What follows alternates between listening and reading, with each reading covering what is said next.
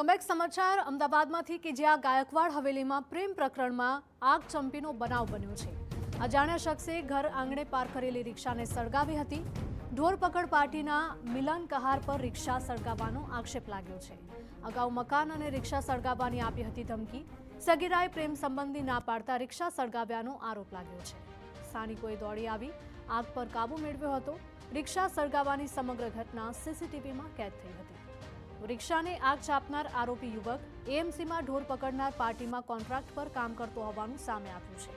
રિક્ષા ચાલકને સગીર સાડી સાથે પ્રેમ સંબંધ નહીં રાખતા આરોપીએ રિક્ષા અને મકાનને આગ લગાડવાની ધમકી આપી હતી। જે બાદ મોડી રાત્રે આરોપી ઘર આંગણે પાર્ક કરેલી રિક્ષામાં આગ ચાપીને ફરાર થઈ જાય છે અને આ ઘટના બન્યા બાદ સ્થાનિકો તાત્કાલિક દોડી આવ્યા હતા અને રિક્ષામાં લાગેલી આગ પર કાબુ મેળવ્યો હતો। આ સમગ્ર ઘટનાને પગલે હાલ આસપાસના રહીશોમાં પણ ભયનો માહોલ ફેલાયો છે।